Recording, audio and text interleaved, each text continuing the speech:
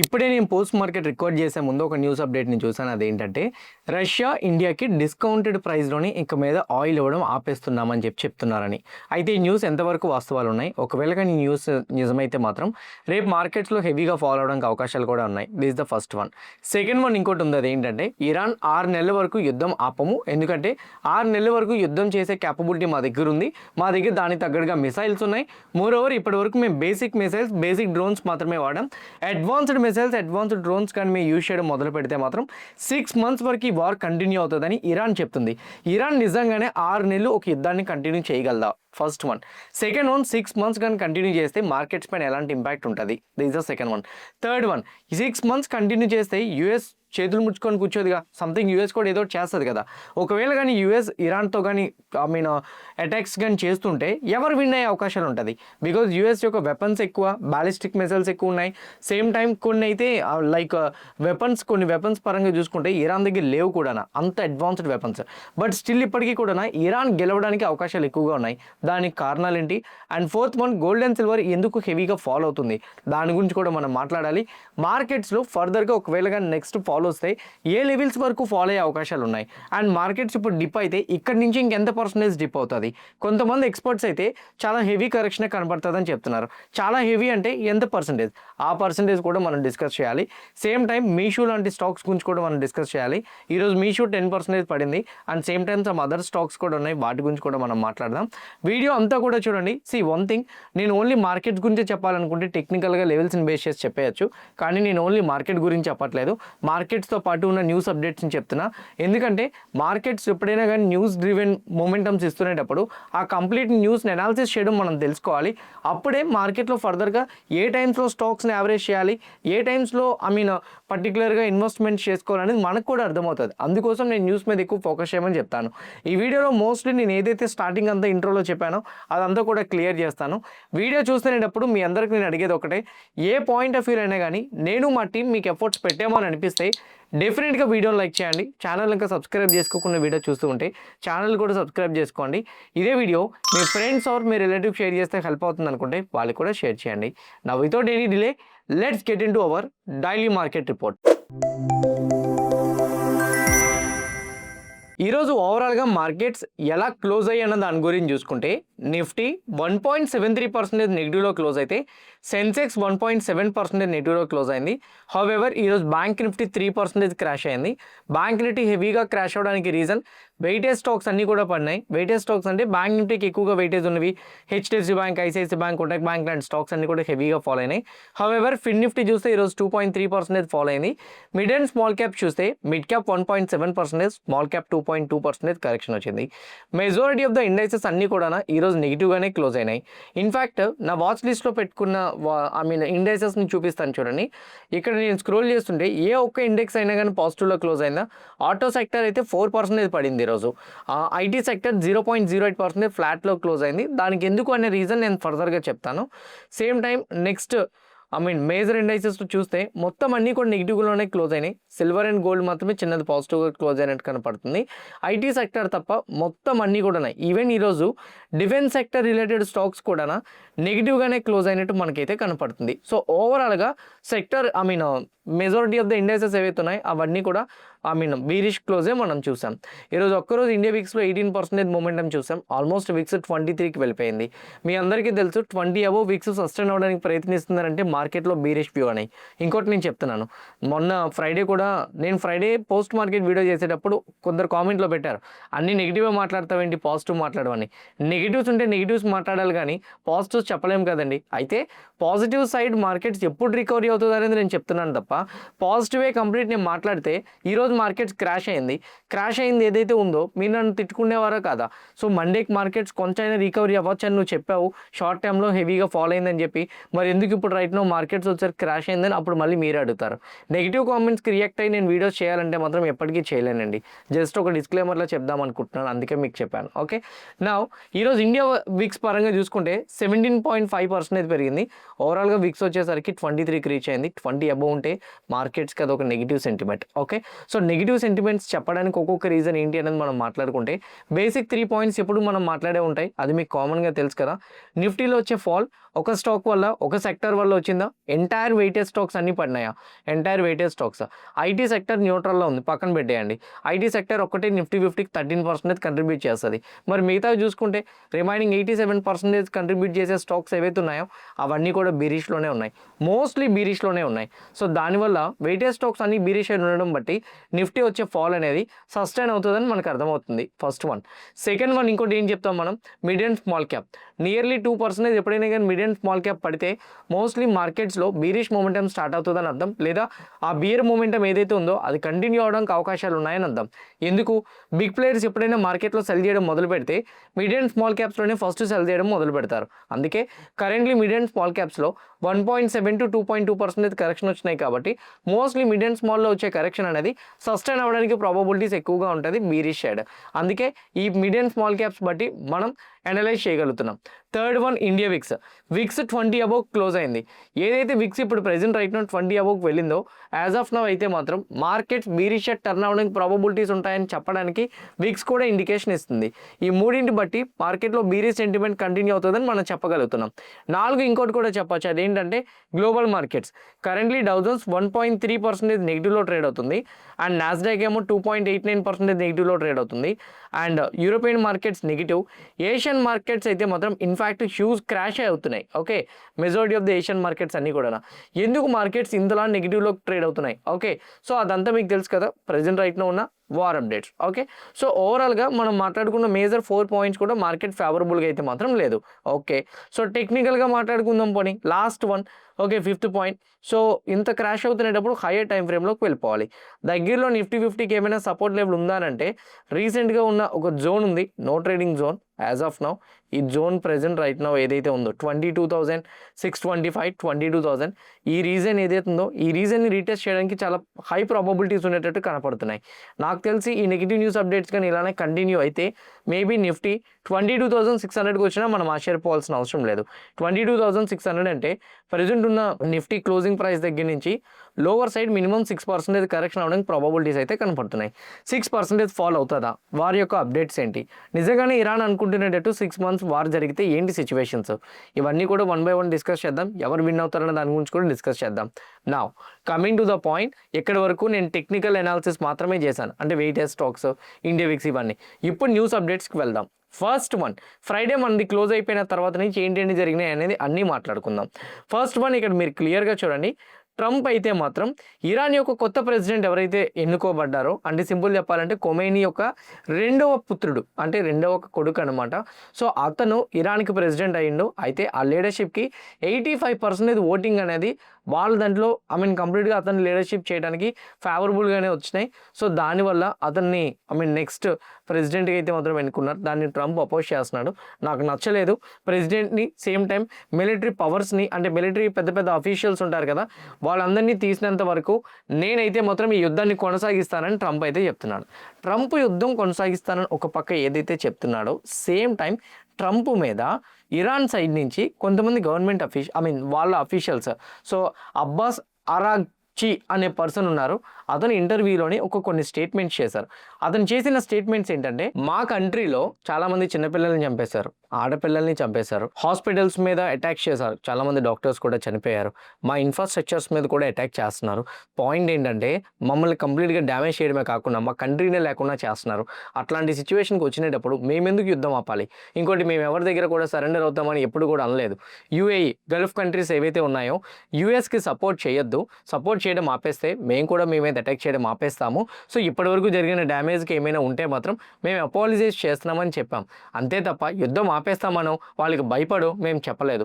యూఎస్కి, ఇజ్రాయెల్కి మేమంటే ఏంటో చూపిస్తాం, మా సత్తా ఏంటో చూపిస్తామని చెప్పి ఒక పక్క ఒక ఇంటర్వ్యూలోనైతే మాత్రం అరాగ్చి అనే పర్సన్ అయితే మాత్రం ఇరాన్ సైడ్ నుంచి అఫీషియల్ స్టేట్మెంట్స్ అయితే మాత్రం చేశారు.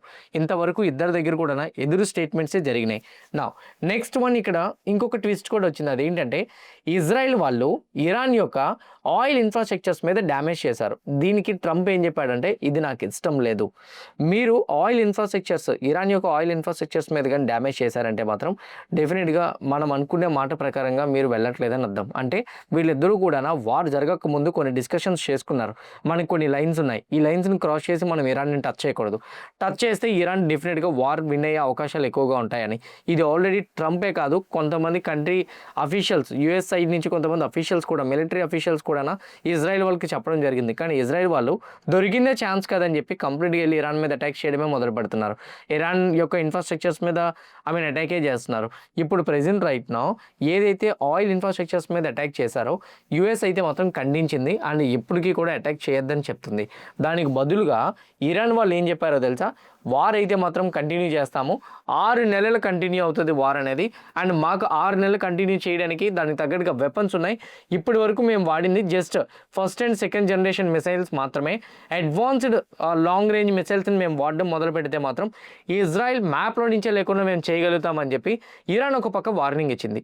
6 నెలలు యుద్ధం చేస్తానని చెప్పడానికి కారణం ఏంటి? యూఎస్ ఎందుకు ఈవెన్ ఇజ్రాయెల్కి ఇన్ఫ్రాస్ట్రక్చర్ మీద అటాక్ చేస్తే యూఎస్ ఎందుకు ఖండించింది? బేసిక్గా వెనిజులా మీ అందరికీ గుర్తుంది అనుకుంటా, అంటే ఇది నేను రీల్ కూడా చేశాను, కాబట్టి ఎండ్ కార్డులో పెడతాను చూడండి. 1960 టైంలోని యూఎస్ వెనిజులా అనేది ఒక చిన్న ప్రాంతం, కానీ వెనిజులా దగ్గర యూఎస్ ఓడిపోయిందంటే మీరు నమ్ముతారా?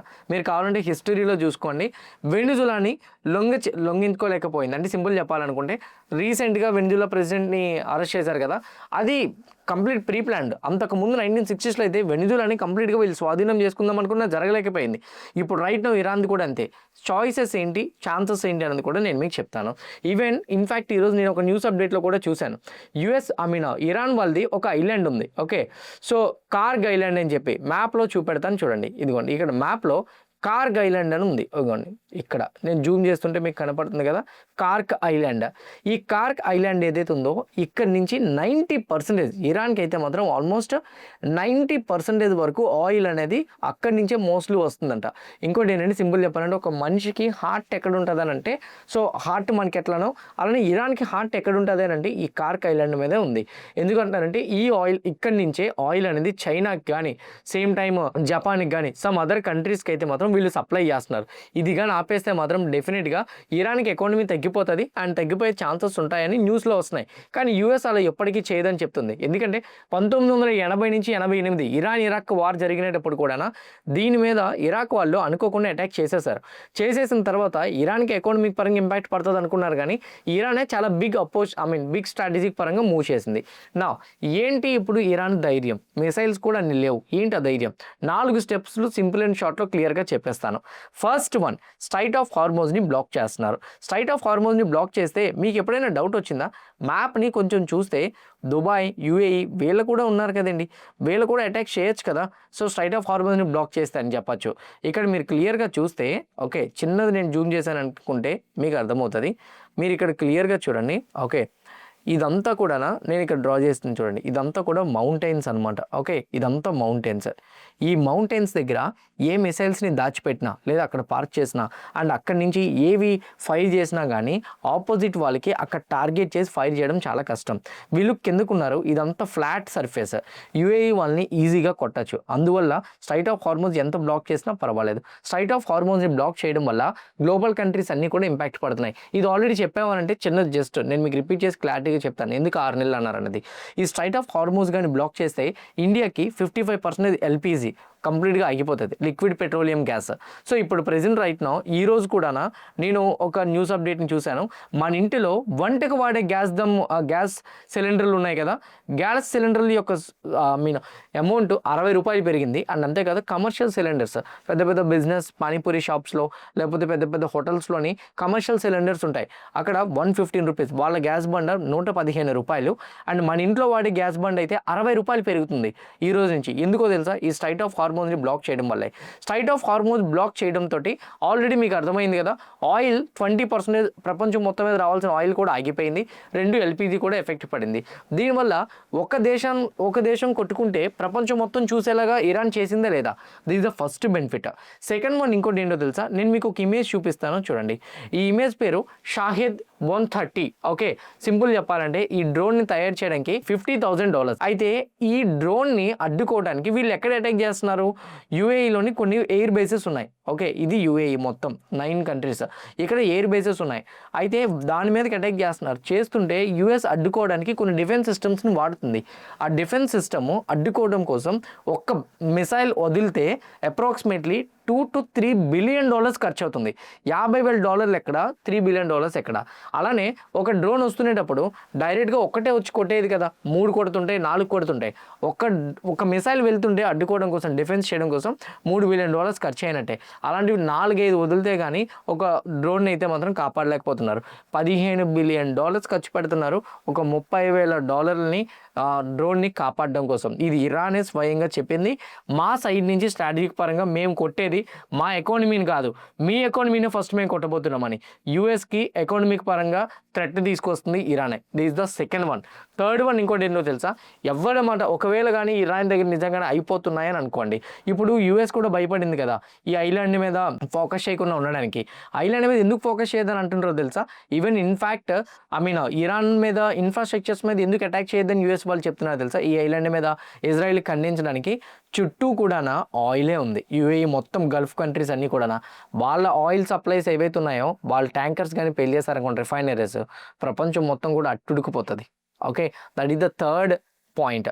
ఫోర్త్ వన్ ఇంకోటి ఏంటో తెలుసా, డిసాలినేషన్ ప్లాంట్. సింపుల్ చెప్పాలంటే యూఏఈకి కంప్లీట్గా కూడా వాటర్ ప్రాబ్లం ఉంది ఇప్పుడు రైట్ నౌ. ఇరాన్ కూడా వాటర్ ప్రాబ్లం ఉంది, నేను కాదని చెప్పను, కానీ యూఏఈకి ఇంకా బిగ్గెస్ట్ వాటర్ ప్రాబ్లం ఉంది.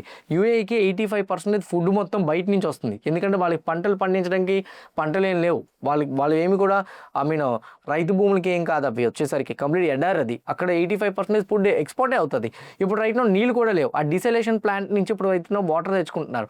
ఇరాన్ ఆ డిసాలేషన్ ప్లాంట్ మీద అటాక్ చేసిందంటే మాత్రం 200% వీళ్ళందరికీ వాటర్ సప్లై ఆగిపోతుంది. అప్పుడు ఈ ప్రెజర్ అంతా కూడా ట్రంప్ మీదకి పెరుగుతుంది. ఈరోజు ఈవినింగ్ కూడా ఈరోజు మన మార్కెట్ సడన్గా కొంత రికవరీ అయిందా? దానికి కారణం ఏంటో తెలుసా? G7 కంట్రీస్ ఏవైతే ఉన్నాయో, G7 కంట్రీస్ తెలుసు కదా మీకు, ఇండియా, చైనా, బ్రెజిల్ కంట్రీస్, వీళ్ళందరూ కూడా ఇప్పుడు ప్రెజెంట్ రైట్ నౌ అయితే మాత్రం మీటింగ్ అరేంజ్ చేసుకోబోతున్నారు సాయంత్రం. ఎందుకో తెలుసా? ఈరోజు ఈవినింగ్ మీటింగ్, ఎమర్జెన్సీ మీటింగ్. అది ఆయిల్ సప్లై అనేది ఆగిపోతుంది. మేబీ ఏం జరిగే అవకాశాలు ఉంటాయని మీటింగ్ అరేంజ్ చేసుకుంటున్నారు ఇప్పటికే ప్రీ ప్లాన్గా, ఏదైనా ఒక సొల్యూషన్కి వస్తారేమో అని చెప్పి. రైట్ నౌ వీటన్నిటి పరంగా ఇంకోటి ఇరాన్ యూట్యూబ్ మేబీ స్ట్రైక్ వేయచ్చు, అందువల్ల కొంచెం చెప్తాను. ఇరాన్ వాళ్ళది ఇప్పుడు ప్రెజెంట్ రైట్ నౌ షియా ముస్లిమ్స్ అనమాట. సున్నీ ముస్లిం అనేది ఇజ్రాయెల్ సైడ్ ఉన్నది, షియా ముస్లిం చాలా తక్కువ మంది ఉన్నారు. అయితే చూడండి మీకు క్లియర్గా స్లీపింగ్ సెల్స్ అని అంటారు. స్లీపింగ్ సెల్స్ అంటే ఏంటో తెలుసా?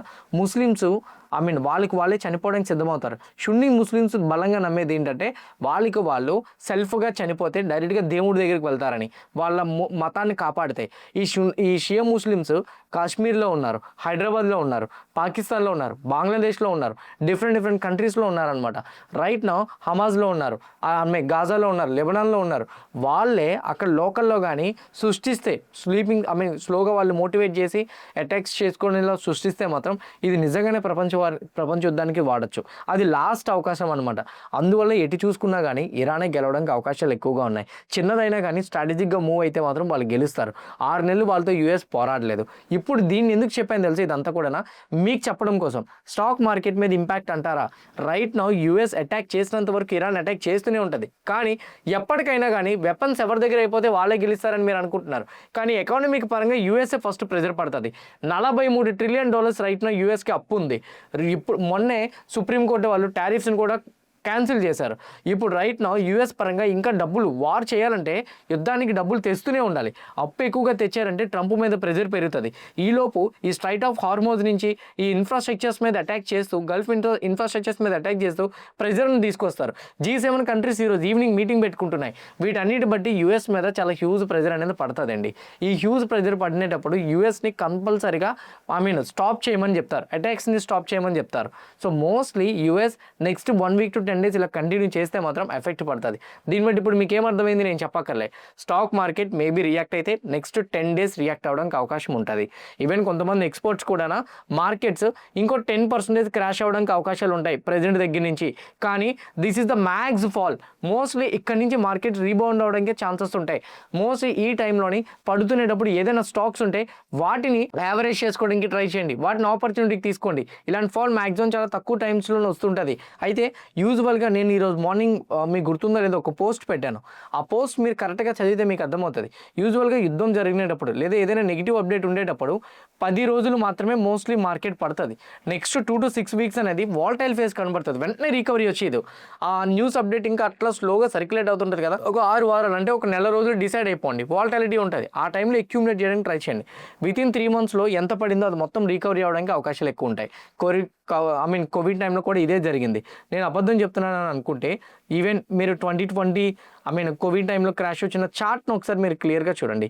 కేవలం 1 monthలో పడిపోయిందా, మొత్తం కూడా 1 monthలో పడింది. కానీ ఆ తర్వాత ఏమైంది, ఒక 6 వారాల వరకు వాలటాలిటీ క్రియేట్ అయింది. తర్వాత మిగతా 3 నెలల్లో ఎంత ఫాల్ వచ్చిందో అంత రికవరీ వచ్చేసిందా లేదా? ఎగ్జాక్ట్లీ మార్కెట్లో కూడా అదే జరుగుతుంది. సో వార్ పరంగా అంటారా, మీకు ఇప్పుడు అర్థమైంది కదా వార్ పరంగా. అయితే ఇంకో న్యూస్ కూడా చూశాను. ఓకే, ఆ న్యూస్ ఏంటంటే ఇప్పుడు మీరు క్లియర్గా చూడండి. రష్యా వాళ్ళు ఓకే అండి చూడండి, మాకేం చెప్పకుండా యూఎస్ మిమ్మల్ని బెదిరించిందని మా దగ్గర ఆయిల్ కొనడం మానేశారు. ఇంకోటి ఏంటంటే యూరోప్ వాళ్ళు కూడా అదే చేశారు. మీరు మా దగ్గర 70% వరకు ఆయిల్ కొంటారు, మీ వల్ల మా ఎకానమీ బాగానే బూస్టప్ అయింది. మీకు డిస్కౌంట్ ప్రైస్లో 2022 టైంలో కూడా రష్యా మీద శాంక్షన్స్ విధించినా కానీ మీరు మా దగ్గర కొంటూ డిస్కౌంట్ ప్రైస్లో కొంటూ మేము మీకు సపోర్ట్ చేసినాం, మీరు మాకు సపోర్ట్ చేశారు. కానీ మాకు చెప్పకుండా యూఎస్కి భయపడి మీరు వెనిజులా దగ్గర ఆయిల్ ఏదైతే కొన్నారో ప్రెజెంట్ రైట్ మేము దీన్ని కమర్షియల్గా చూస్తున్నాం. ఎందుకంటే మీరు కమర్షియల్గానే వెళ్ళారు, మేము కూడా కమర్షియల్గానే చూస్తాం. ఆయిల్ అనేది మీకు ఇప్పటి నుంచి ఇప్పుడున్న ప్రైస్ ఏదైతుందో అంటే $91 $108 ఉంది కదా ప్రెజెంట్ రైట్ నో కమోడిటీస్లో చూస్తే $105. దానికి ఇంకొక $5 ఎక్స్ట్రా వేసి మేము అమ్ముతామని చెప్తున్నారు. ఒకవేళ కానీ రష్యా కానీ నిజంగా కానీ ఆ $5 కానీ వేసి ఎక్స్ట్రా వేసి కానీ అమ్మితే మాత్రం డెఫినెట్గా ఇండియాకి ప్రెజరే. ఎందుకంటే ఇప్పటికే India 20% oil present right now strait of harbour నుంచి వచ్చేది ఏదైతే ఉందో అందులో మనకి 40 వస్తుంది. సో 40 to 50% అటు నుంచే వస్తుంది. కాబట్టి ఆగిపోయింది, ఏదైనా చేద్దామని అనుకుంటే డిస్కౌంట్ ప్రైస్లోని.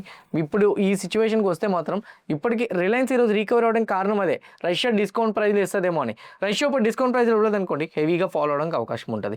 ఈ న్యూస్ అనేది కేవలం ఒక సోషల్ మీడియాలో వచ్చిందే తప్ప సో దీన్ని పుటిన్ కానీ ఎవరు కూడా అఫీషియల్గా ఏం చెప్పలేదు.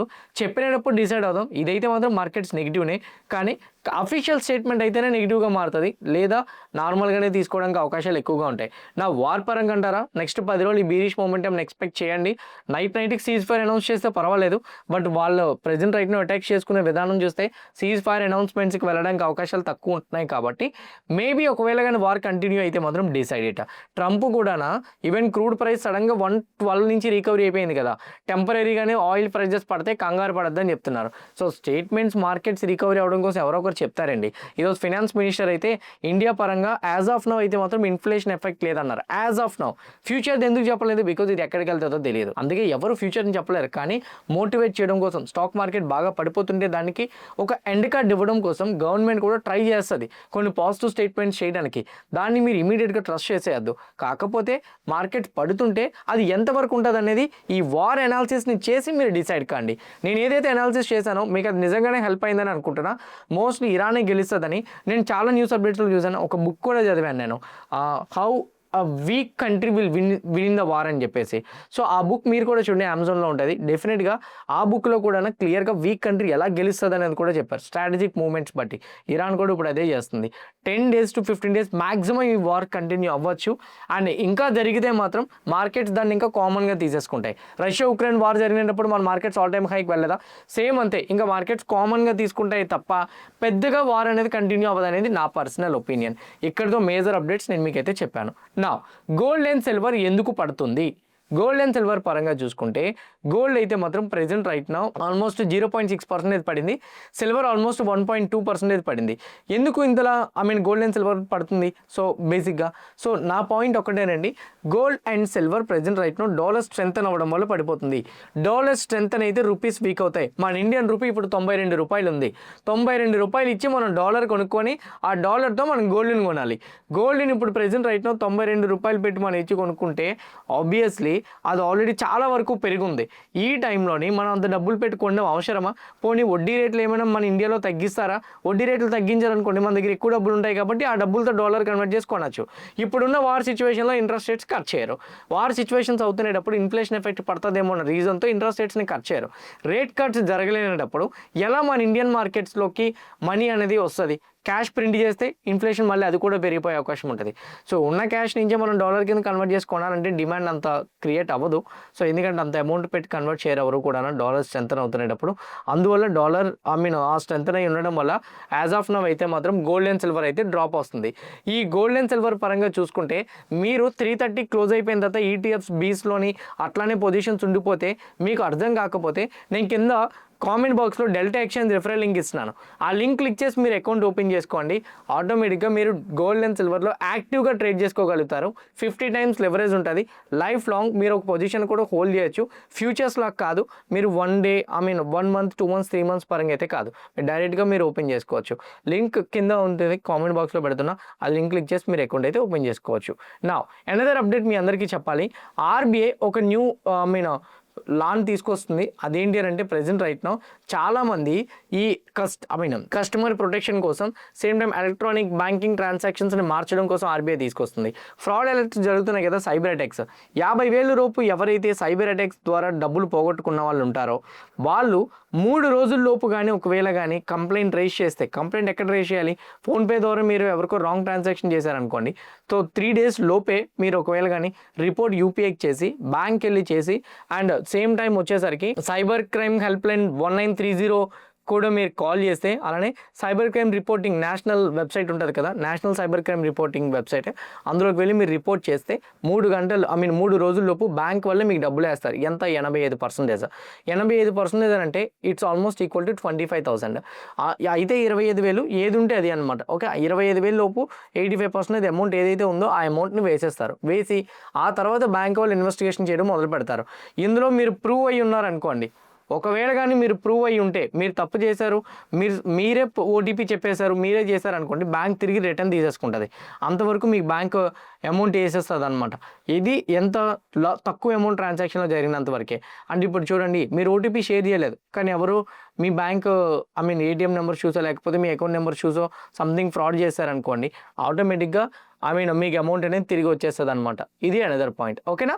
నా ఇది కొత్త రూల్, ఇది జూలై 1 నుంచి స్టార్ట్ అవుతుంది. ఇది ఎందుకు చెప్పానంటే, ఎవరికైనా సైబర్ అటాక్ జరిగితే 3 రోజుల లోపు కానీ కంప్లైంట్ చేస్తే బ్యాంక్ 85% అమౌంట్ ఇస్తుంది. అది ఆర్బీఐ పెట్టిన రూల్. ఒకప్పుడు మా తప్పు లేదు, మీరే ఓటీపీ షేర్ చేసుకున్నారని చెప్తుంది. ఇన్వెస్టిగేషన్ జరిగిన తర్వాత అప్పుడు బ్యాంక్ చెప్పాలి మా తప్పు లేదని. ఇన్వెస్టిగేషన్ లేకుండా డైరెక్ట్గా ఇప్పుడు చెప్పడం అవ్వదు. ఇది ఎవరికైనా షేర్ చేయండి. డబ్బులు సైబర్ అటాక్స్ వల్ల పోగొట్టుకున్న వాళ్ళు ఉంటే 10,000 20,000 అనేది మీకు తక్కువ అనిపించవచ్చు, బట్ చాలామందికి అది 1 మంత్ శాలరీ కూడా. సో అందుకోసం వాళ్ళకి షేర్ చేయండి, డెఫినెట్గా హెల్ప్ అవుతుంది. నా స్టాక్స్ పరంగా మాట్లాడుకుంటే ఈరోజు మీషో 10% క్రాష్ అయింది. ఎందుకు మీషో ఇంతలా క్రాష్ అయింది? ద ఫస్ట్ రీజన్, మీషో మీద అయితే మాత్రం ఐటీ నోటీస్ అయితే మాత్రం వచ్చింది. ఐటీ నోటీస్ కూడా మోర్ దెన్ 100 crore. సో దానివల్ల మీషో స్టాక్లో అయితే మాత్రం ఈరోజు మనం హెవీగా కరెక్షన్ చూసాం. మేనేజ్మెంట్ అయితే మాత్రం దీని మీద ప్రాపర్ రెస్పాన్స్ అవ్వకపోవడంతో మనకి ఈరోజు లోవర్ సర్క్యూట్ టచ్ అయినట్టు అయితే మాత్రం కనపడుతుంది. Next one, Nippon AMC company ఈరోజు కొంచెం రికవరీ అవ్వడానికి ట్రై చేస్తుంది కదా, దానికి రీజన్ మోతీలాల్ ఒస్వాల్ వాళ్ళు ఈ కంపెనీ మీద బై రికమెండేషన్ మెయింటైన్ చేస్తూ టార్గెట్ ప్రైస్ని 1060 నుంచి ఆల్మోస్ట్ 1040 మెయింటైన్ చేస్తున్నారు. లాస్ట్ టైం 1060 ఇచ్చారు, ఇప్పుడు 1040. స్టిల్ అదే రేంజ్ మెయింటైన్ చేయడానికి కారణం ఏంటంటే ఎస్ఐపిస్ ఇన్ఫ్లో అనేది, ఇప్పటికీ ఇలాంటి క్రాష్లో కూడా ఎస్ఐపిస్ ఇన్ఫ్లో అనేది కంటిన్యూ అవుతుందని, ఈటీఎఫ్స్ డామినేషన్ కూడా పెరుగుతుందని. సో దానివల్ల నిపాన్ పరంగా అయితే మాత్రం డిమాండ్ ఇంకా కనపడుతుంది. అందుకే ఇప్పుడున్న ప్రైస్ దగ్గర నుంచి పాజిటివ్ సైడ్ మొమెంటం ఎక్స్పెక్ట్ చేస్తున్నామని చెప్పారు. నెక్స్ట్ 2 yearsలోని కంపెనీకి రెవెన్యూ అయితే 16% సిఎస్జిఆర్తో వెళ్తుందని, ఎబిటా 17% సిఎస్జిఆర్, ప్యాట్ అయితే మాత్రం 18%తో వెళ్తుందని కూడా అప్డేట్ ఇస్తున్నారు. నెక్స్ట్ వన్, ఐఆర్ఎఫ్సి స్టాక్ ఈరోజు లిటిల్ బిట్ రికవరీ అవ్వడానికి ట్రై చేస్తుంది కదా, దానికి రీజన్ ఐఆర్ఎఫ్సి వాళ్ళు, పవర్ గ్రిడ్ వాళ్ళు ఇద్దరూ కూడా ఫండ్ రైజింగ్ చేద్దామని చెప్పి బోర్డు అప్రూవ్ చేసుకుంటుంది మీటింగ్ అని కూడా చెప్తున్నారు. అయితే డేట్ అనౌన్స్ చేయలేదు. ఫండ్ రైజింగ్ చేస్తామంటే బేసిక్గా అది పాజిటివ్. అది నాన్ కన్వర్టబుల్ డిబెంచర్స్ ద్వారా చేస్తారా లేకపోతే క్యూఐపీ ప్లేస్మెంట్ మీద చేస్తారా ఏంటి అనేది తెలియదు. బట్ ఫండ్ రైజింగ్ చేశారంటే పాజిటివ్నే. నెక్స్ట్ మనం డివిడెండ్ అనౌన్స్ చేయడానికి కన్సిడర్ చేస్తున్నామని చెప్పారు. ఆ రీజన్స్ వల్లే ఈరోజు నెగిటివ్ సైడ్ వచ్చిన స్టాక్ అనేది కొంచెం రికవరీ అవడానికి ట్రై చేసింది. ఈవెన్ రైల్టెల్ స్టాక్ ఈరోజు డిక్లైన్ అయింది కదా. రైల్టెల్ స్టాక్ బేసిక్గా పాజిటివ్ అప్డేటే ఉంది. ఏంటంటే సౌత్ ఈస్ట్ సెంట్రల్ రైల్వే దగ్గర నుంచి 26.7 crore వర్త్ ఉన్న ఆర్డర్ వచ్చిందని చెప్తున్నారు. ఇదైతే మాత్రం రైల్టెల్ స్టాక్కి కంప్లీట్ పాజిటివ్గా మనం తీసుకోవచ్చు. అంబుజా స్టాక్ ఈరోజు డిక్లైన్ అయింది కానీ అంబుజా మీద పాజిటివ్ అప్డేటే ఉంది. అంబుజా కంపెనీ రీసెంట్గా షాంఘీ సిమెంట్ అనే కంపెనీని బై చేసింది. ఎక్వైర్ చేసిన తర్వాత ఈ షాంఘీ సిమెంట్ ప్లాంట్ దగ్గర లైమ్ స్టోన్ ఎక్కువగా ఉంటుంది. బేసిక్గా సిమెంట్కి రా మెటీరియల్ లైమ్ స్టోన్. బయట మ్యానుఫ్యాక్చరింగ్ యూనిట్స్ దగ్గర నుంచి ఎక్కువ డబ్బులు పెట్టి కొనుక్కునే బదులు నీ సొంత కంపెనీలో నుంచి నువ్వు డిస్కౌంట్ ప్రైస్కి తీసుకుంటే అది పాజిటివే కదా. సో అది అంబుజా సిమెంట్కి పాజిటివ్ అని చెప్తున్నారు.